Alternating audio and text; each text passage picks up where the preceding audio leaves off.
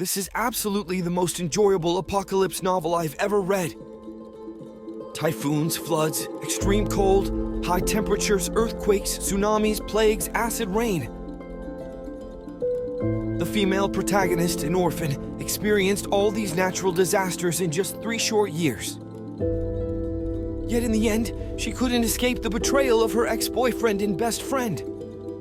After the female protagonist traveled back in time to 3 days before the apocalypse, she used her experience from her past life to enact the most thrilling revenge. It was unbelievable to see the familiar scenes in front of her eyes again. She was a bit stunned that she had returned to the apartment she lived in 3 years ago. 3 years ago, an extremely powerful typhoon brought 3 months of torrential rain, flooding and submerging the entire city.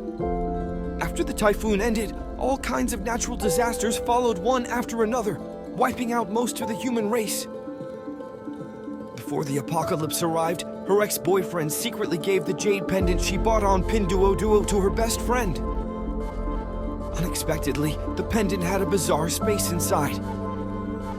In order to monopolize the space, the two pushed her off the building. A series of message alerts on her phone brought her back to reality. Looking at the time, it was now September 4th, 2023, 9:40 a.m. There was less than 3 days left before the super typhoon arrived. Since she had come back, Jiang Ning was not going to just sit back and do nothing. She took out a needle, pricked her finger, then let the blood drip onto the pendant she bought on Pinduoduo. The next second, the pendant erupted with a red glow that brought her into an empty room. The layout of the room was similar to her apartment. 2 bedrooms, 1 living room, about 90 square feet. There was still a piece of land of over 10 square feet on the balcony. On the living room wall, a highly sci-fi looking countdown was projected. After leaving the space, a new set of memories about the room appeared in Jiang Ning's mind. As long as she concentrated, she could operate the storage and retrieval of anything in the room. The countdown would only start when someone entered, otherwise it would be in a suspended state. In this state, any food put inside, no matter how long it had been, would still be in the freshly put in state when taken out again. With the space pendant, Jiang Ning was confident she could survive all the natural disasters, and she would find an opportunity to severely retaliate against that wretched couple. Jiang Ning took out notebook paper and listed all the supplies she could think of, but the medicines alone filled 3 whole A4 pages. Some of these medicines couldn't even be bought at pharmacies.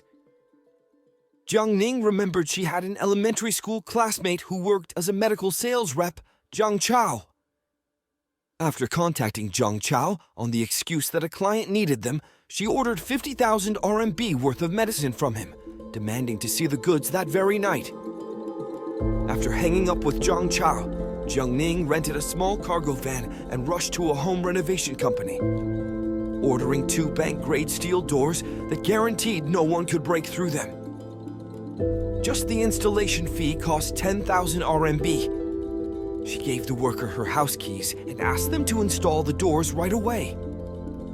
Jiang Ning then turned around and went to the glass shop next door, ordering the highest grade explosion-proof glass, again leaving her address for the workers to go directly and install them. Right after, Jiang Ning drove to the city's largest clothing wholesale market. Winter coats, down jackets, thermal underwear, scarves, gloves, wool socks, insulated boots, hiking boots, snow boots, altogether buying 20,000 in crates on RMB worth of these things. She asked the boss to load everything into the rented cargo van. After closing the car door, Jiang Ning put all the supplies into the room inside the space pendant. Since the inflatable boat fuel could not be purchased privately, luckily the cargo van ran on diesel. She filled up the cargo van, then drove to an isolated area to siphon the diesel into jerry cans she had prepared earlier. It seemed Jiang Ning had scoured every gas station in the city, finally managing to get 20 jerry cans of diesel. Time was very tight. Jiang Ning couldn't rest.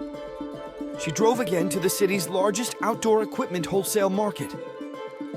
By coincidence, she happened to arrive just as a shop was going out of business.